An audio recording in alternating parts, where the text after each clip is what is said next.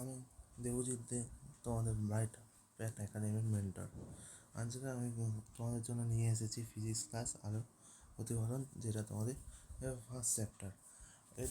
তাহলে আজ আমরা শুরু করছি আলোর প্রতিফলন। আলো বলতে আমরা কী বুঝি? কোনো একটি বস্তুর উপর যখন আলো পড়ছে, সেই আলোটা সেখান থেকে যখন প্রতিফলিত হয়ে আমাদের চোখে এসে পড়ছে, তখন আমরা সেটাকে বস্তুটাকে দেখতে পারি। তাহলে আলোকে আমরা এক প্রকারের শক্তি বলতে পারি। তাই আলোকে আমরা কী বলতে পারি? আলোকে আমরা এক প্রকারের শক্তি বলতে পারি, যা দর্শন দিয়ে বিশেষ অনুভূতি সৃষ্টি করে। আলো বস্তুকে দৃশ্যমান করলেও নিজে অদৃশ্য। তাহলে আলো বস্তুকে দৃশ্যমান করছে, কিন্তু আমরা কি দেখতে পাচ্ছি আলো কোন পথে আসছে বা না আসছে সেটা তো আমরা দেখতে পাচ্ছি না। তো এই জন্য ওখানে বলা হচ্ছে যে আলো বস্তুকে দৃশ্যমান করলেও ও নিজে অদৃশ্য। এই ধরনের দৃশ্যানুভূতি সৃষ্টিকারী উৎসকে আলোর উৎস বলা হয়। তাহলে এখান থেকে আলোর উৎস কাকে বলে সেটা পড়তে হবে। ভেরি ভেরি ইম্পর্ট্যান্ট এই জায়গাটা। তাহলে এই জায়গাটা ভেরি ভেরি ইম্পর্ট্যান্ট। তাহলে আলো উৎস কী বলছে? যে আলো এক প্রকারের শক্তি, যা দর্শনেন্দ্রিয় বিশেষ অনুভূতি সৃষ্টি করছে। বিশেষ অনুভূতি এখানে বলতে বোঝাচ্ছে যে যখন আলো কোনো বস্তু পড়ছে, সেই বস্তুটিকে আমরা দেখতে পাচ্ছি, সেটা আমাদের চোখে আসছে, তার জন্য একটা অনুভূতি সৃষ্টি হচ্ছে, সেই জন্য আমরা বস্তুটাকে দেখতে পাচ্ছি। আর আলো বস্তুকে দৃশ্যমান করলেও নিজে অদৃশ্য, অর্থাৎ আলো বস্তুকে দৃশ্যমান করছে কিন্তু নিজে অদৃশ্য, অর্থাৎ তাকে দেখতে পাচ্ছে না। এই ধরনের দৃশ্য সৃষ্টিকারী উৎসকে আলো উৎস বলা হচ্ছে। কোনো উৎস নিজে আলো বিকিরণ করে তাদের সবপ্রভ বস্তু বলে। তাহলে কোনো বস্তু কোনো বস্তু আছে যারা নিজেই আলো বিকিরণ করে, তাদের সবপ্রভ বস্তু বলা হয়।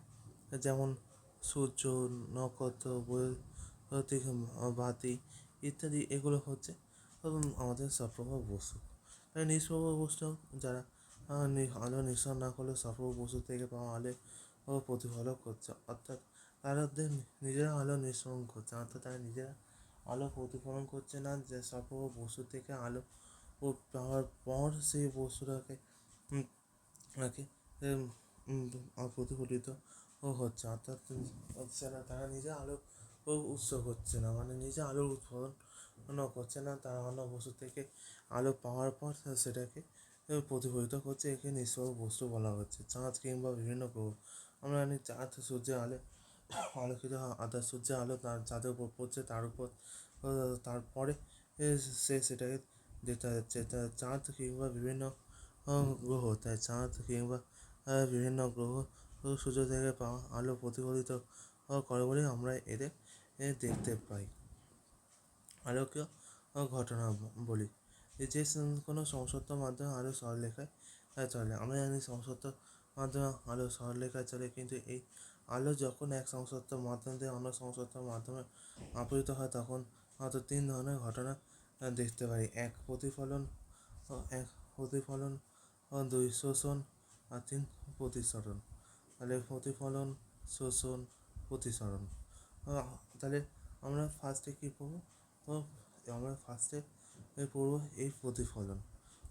তাহলে আপতিত আলোর কিছু অংশ দ্বিতীয় মাধ্যমের তল থেকে পুনরায় প্রথম মাধ্যমে ফিরে আসছে। তাহলে জিনিসটাকে বোঝা যাক। তা আলো প্রতিফলন জিনিসটাকে, তাহলে আলোর প্রতিফলন কী বলছে?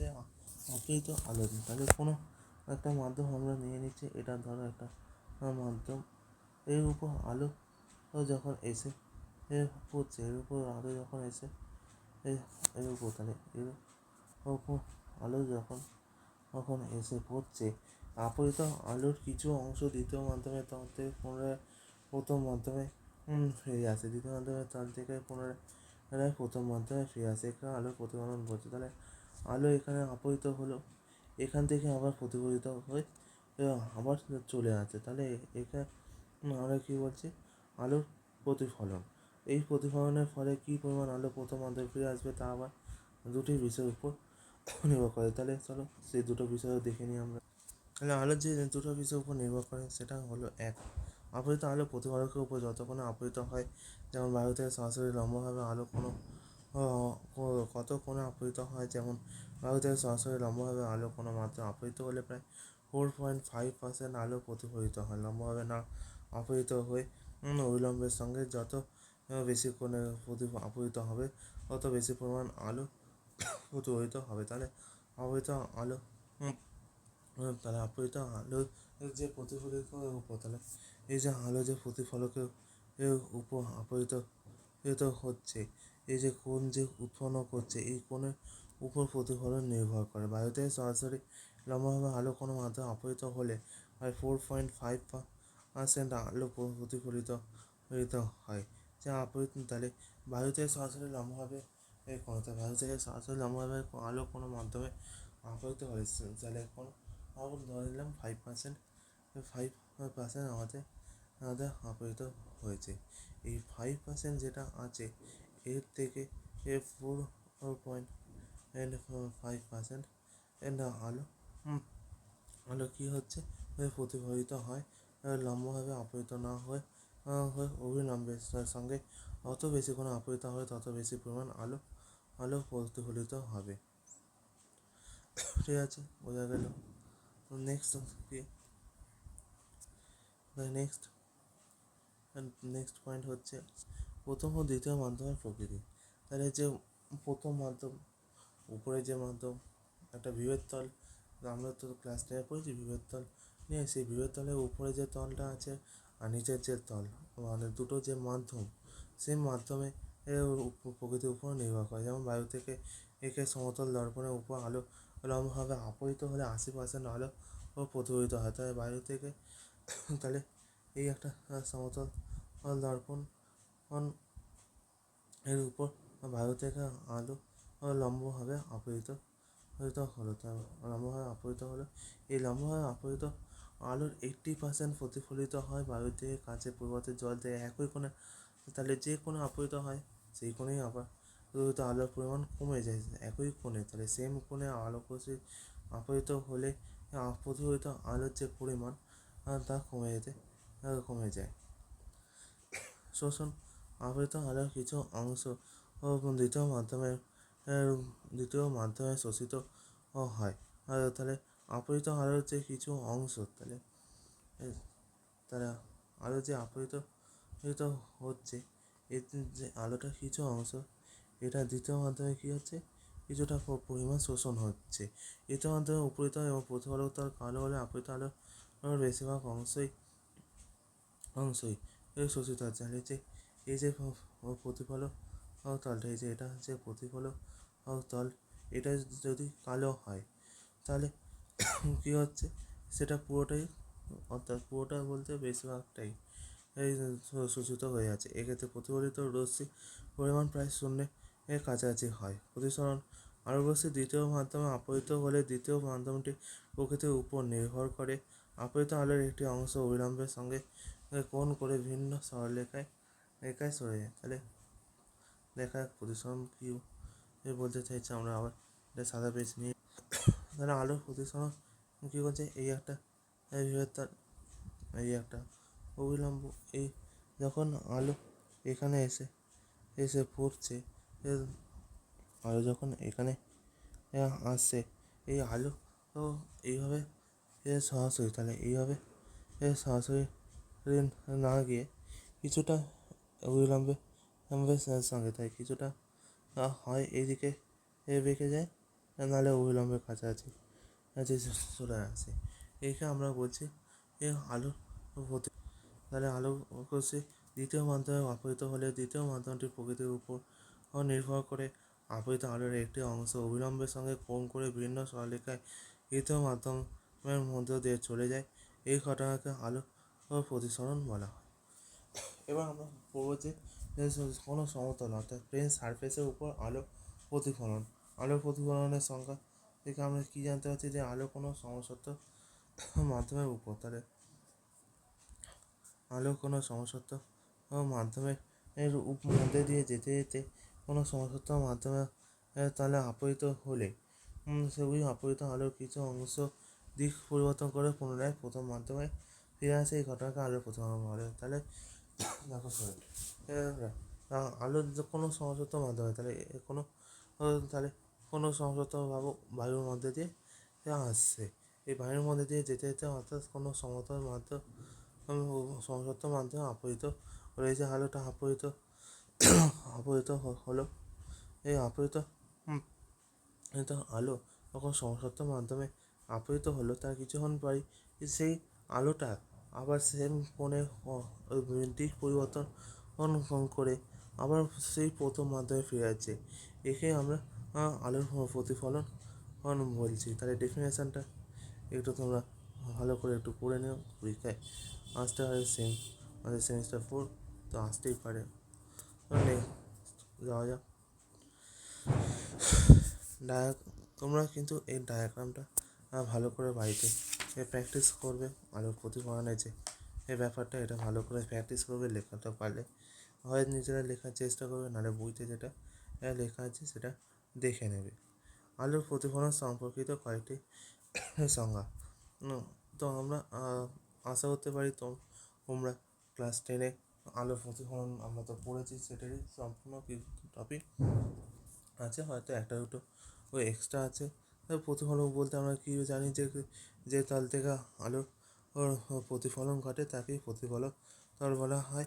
এখানে এই যে M1 M2 হচ্ছে প্রতিফলক তল।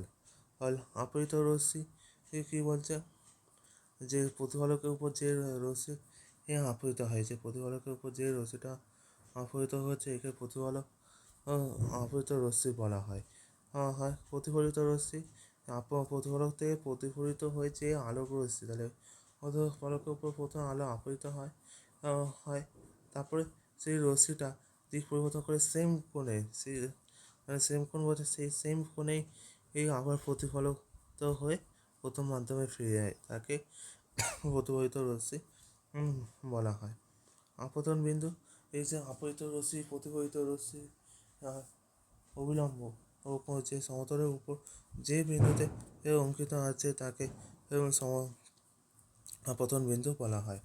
আপতন কোণ, আপতিত রশ্মি অবিলম্বের সঙ্গে আপতিত রশ্মি যে আপতিত রশ্মি অবিলম্বের সঙ্গে যে কোণটা এখানে করেছে একে আমরা আপতন কোণ বলি। এখানে সুবিধায় আই হচ্ছে আপতন কোণ।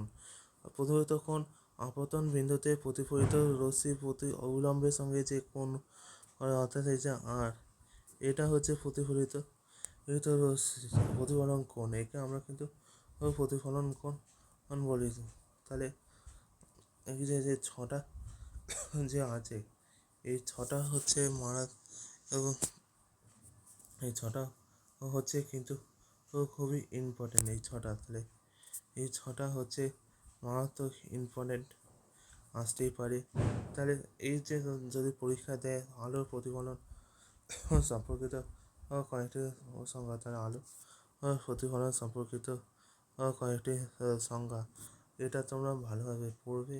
আসলে যে ডায়াগ্রামটা আছে ওটা অবশ্যই প্র্যাকটিস করবে, কারণ এই ছটা পয়েন্টে লিখে তোমাকে এই ডায়াগ্রামটা এঁকে দিলে তুমি ফুল নাম্বার পাবে। আর যদি শুধু ছটাই সংখ্যা লেখো তাহলে কিন্তু ফুল নাম্বার কোশ্চেনে হবে না। যদি কোশ্চেনে 3 থাকে তাহলে হয়তো 1.5 কি 2 দেবে, তার বেশি পরীক্ষা কিন্তু দেবে না। সুতরাং ডায়াগ্রামটা ভালোভাবে পড়ে যাবে। নেক্সট, প্রতিফলনের সূত্রাবলী। ফার্স্ট ল, প্রথম সূত্র থেকে কী জানতে পারছি দেখা যায়। আপতিত রশ্মি প্রতিফলিত রশ্মি আপতন বিন্দুতে প্রতিফলকের উপর অঙ্কিত বা একই সমতলে থাকে। তাহলে এই ডায়াগ্রামটা দিয়ে বোঝা যাক। তাহলে কী বলছে ফার্স্ট লতে যে আপতন বিন্দুতে, তাহলে আপতন বিন্দুতে আপতিত রশ্মি প্রতিফলিত রশ্মি আপতিত রশ্মি, তাহলে এই যে আপতিত রশ্মি প্রতিফলিত রশ্মি এবং এই আপতন বিন্দুতে যে এই অভিলম্বটা আছে এটা কিন্তু একই সমতলে তাহলে আছে, সেটা কিন্তু দেখো একই সমতলে আছে, অন্য কোনো প্লেনে নেই। অর্থাৎ এটা একই সমতলে আছে, অন্য কোনো প্লেনে নেই। তাহলে ফার্স্টটা থেকে কী জানছি, আপতিত রশ্মি প্রতিফলিত রশ্মি আপতন বিন্দুতে প্রতিফলকের উপর অঙ্কিত অবিলম্ব একই সমতলে হলে থাকে, একই সমতলে থাকে। সেকেন্ড ল থেকে কী জানা যায়? আপাতন কোণ এবং প্রতিফলন কোণ পরস্পর সমান হয়, অর্থাৎ অ্যাঙ্গেল আই এবং অ্যাঙ্গেল আর উভয় কিন্তু সমান। এই যে অ্যাঙ্গেল আই এবং angle R angle I equal, এই যে angle I equals to angle R, এটা হচ্ছে সেকেন্ড ল। তো এটাই হচ্ছে সেকেন্ড ল। দুটো লই কিন্তু ইম্পর্টেন্ট, পরীক্ষা আসতেই পারে, তোমাদের ফোর্থ সেমিস্টার বলা যায় না কি আসবে। লম্ব আপতন, লম্ব আপতন বলতে কী বলছে? যে কোনো প্রতিফলক তলের উপর যদি আলো অবিলম্ব অর্থাৎ লম্বভাবে যদি আপতিত হয়, অর্থাৎ আপতন কোণ যদি angle I equals to angle angle angle I equals two 0, তাহলে অ্যাঙ্গেল আই ইকালস টু যদি 0 হয় তাকে আমরা লম্ব আপতন কোণ বলছি, তখন তাকে আমরা লম্ব আপতন কোণ বলছি। তাদের লম্ব আপতনে এতে কী বলছে? যখন আলোক রশ্মিরা প্রতিফলক তলের উপর আপতিত হলে কোণ শূন্য হবে, তাই প্রতিফলনের সূত্র অনুসারে প্রতিফলন কোণও শূন্য হবে। এক্ষেত্রে আলোক রশ্মি 180 ডিগ্রি কোণে ঘুরে একই পথে প্রথম মাত্রায় ফিরে যাবে। অর্থাৎ আমরা কি জানি? যে কোনো রশ্মি যে কোনো আপতিত হলে সেই কোণেই ফিরে যায়। যদি এখানে অ্যাঙ্গেল আই 0 হয়, যদি এখানে অ্যাঙ্গেল আই 0 হয়, তাহলে ইকুয়ালস টু অ্যাঙ্গেল আর, অর্থাৎ অ্যাঙ্গেল আই 0 হলেও অ্যাঙ্গেল আর 0 হবে। আলোক রশ্মি আপতিত হওয়ার পর সেম কোণে প্রতিফলিত হয়, কিন্তু দিক পরিবর্তন করবে, কিন্তু কত ডিগ্রি ঘুরবে? 180, তাহলে 180 ডিগ্রি কোণে ঘুরে যাচ্ছে, 180 ডিগ্রি কোণে ঘুরে প্রতিফলিত হবে, এবং 180 ডিগ্রি কোণে ঘুরে প্রতিফলিত হলে সেটাকে আমরা লম্ব আপতন বলছি। দেখো, আমি বারবার বলছি, ডায়াগ্রামগুলো কিন্তু মারাত্মক ইম্পর্টেন্ট, পরীক্ষায় আসতে পারে কোশ্চেনের সাথে। তোমাদের এই প্রত্যেকটা ডায়াগ্রাম অবশ্যই দিতে হবে। সে আলো প্রতিফলনের সংজ্ঞা, সে আলোর প্রতিফলনের সংজ্ঞা দিই, বা আলোর প্রতিফলন সম্পর্কিত কয়েকটি সংজ্ঞা দিই, বা লম্ব আপতন কাকে বলে সেটাই দিই। যাই দেবে, যেই সূত্র দিই, সেই সূত্রটি তোমাকে ডায়াগ্রাম মাস্ট ইম্পর্টেন্ট। তাহলে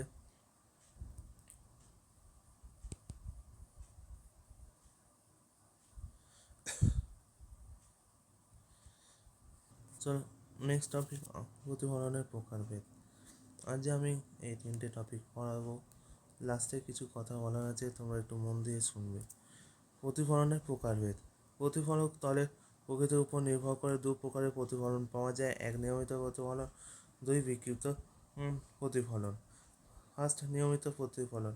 দেখো, নিয়মিত প্রতিফলন বলতে আমরা বুঝি এই যে বইয়ের সারফেস, বইয়ের যে উপরিতলটা, বইয়ের উপরিতলটা আমরা জানি সমান।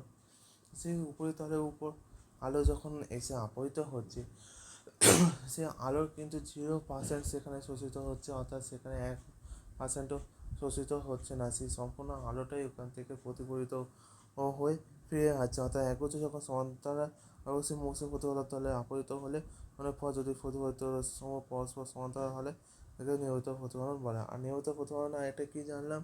নিয়মিত প্রতিফলন হচ্ছে প্রত্যেকটা রশ্মি, অর্থাৎ একগুচ্ছ রশ্মি যদি আপতিত হয়, তাহলে সেই সমস্ত রশ্মিগুলো সমান্তরাল আর রশ্মি আকারে পুনরায় প্রতিফলিত হয়ে ফিরে যাবে। একে আমরা নিয়মিত প্রতিফলন বলছি। Diagram must important. উদাহরণ কি আছে? সমতল দর্পণ, মসৃণ ধাতব তলে স্থির জলে এইরূপ প্রতিফলন দেখা যায়। তাই সমতল দর্পণে ধাতব তলে স্থির জলে এইরূপ প্রতিফলন দেখা যায়। এই প্রতিফলনের উৎসে প্রতিবিম্ব গঠিত হয়, কিন্তু প্রতিফলক তলের একই অংশ দর্শক অপেক্ষাকৃত উজ্জ্বল দেখেন। তারপরে কী আছে বিক্ষিপ্ত প্রতিফলন বিক্ষিপ্ত তাহলে বিক্ষিপ্ত তাই বিক্ষিপ্ত তো প্রতিফলন একগুচ্ছ সমান্তরাল আরগুচ্ছ যখন কোনো সমস্যার প্রতিফলক তাহলে আপতিত হলে প্রতিফলনের উপর যদি সেই রশ্মিগুচ্ছ আর তা না হয় তাহলে এরূপ প্রতিফলনকে বিক্ষিপ্ত প্রতিফলন বলে। তাহলে দেখো কী বলছে, একগুচ্ছ সমান্তরাল আলোকরশ্মির গুচ্ছ যখন প্রতিফলক তাহলে আপতিত হলে প্রতিফলনের পর যদি সেই রশ্মিগুচ্ছ আর সমান্তরাল না হয় তাহলে একগুচ্ছ সমান্তরাল রশ্মিগুচ্ছ কোনো অমসৃণ প্রতিফলন। ধরো মেঝেতে, ঘরের মেঝে আমাদের এগুলো থাকে, সেই তলে যখন আলো একগুচ্ছ আলোক রশ্মি আপতিত হচ্ছে, সে আলোক রশ্মিগুচ্ছ যদি সমান্তরালভাবে নোট দ্য পয়েন্ট, যদি রশ্মিগুচ্ছগুলি যদি সেই রশ্মিগুচ্ছ সমান্তরাল না হয়, যদি সেই রশ্মিগুচ্ছ তাহলে যদি সেই রশ্মিগুচ্ছ সমান্তরাল না হয় তাকে কী বলছে, বিক্ষিপ্ত প্রতিফলন বলা হয়। মারাত্মক ইম্পর্টেন্ট তোমরা রশ্মিগুচ্ছ ওই যে বিক্ষিপ্ত প্রতিফলন তোমরা নিজেরাই যদি ভালোভাবে যদি পয়েন্টগুলো একটু মুখস্থ করো, তাই নিজেরাই পার্থক্য বানাতে পারবে। বই থেকে তখন কোনো পড়ার দরকার আর হবে না। হয়তো এক দুটো পয়েন্ট পার্থক্য থেকে মুখস্থ করতে হতে পারে, কিন্তু যদি তোমরা একটু নিজেরা ভালোভাবে দেখো তাহলে সেই ক্ষেত্রে আর তোমাদের পার্থক্য করতে হবে না। তাহলে আজকে আমি 1.3 টপিক অবধি পড়াবো। পার্থক্য থেকে এই লাস্টের 2-3টে পয়েন্ট একটু দেখে নেবে ভালো করে। তাহলে আজকে আমার তাহলে হচ্ছে রাইট প্যাড একাডেমি ফিজিক্সে এটা ফার্স্ট ক্লাস। তো যদি কোনো ভুল ত্রুটি হতেই পারে, কারণ ফার্স্ট টাইম আমি অনলাইনে পড়াচ্ছি, ওই ভিডিওতে অসুবিধা হতে পারে, ভিডিও কোয়ালিটি খারাপ হতে পারে, ভিডিওতে প্রবলেমও হতে পারে, তোমাদের হয়তো ফার্স্ট বুঝতেও অসুবিধা হতে পারে। আশা করি ধীরে ধীরে প্রবলেমটা ঠিক হয়ে যাবে। আর পরবর্তীকালে আবারও ক্লাস নিয়ে আসবো।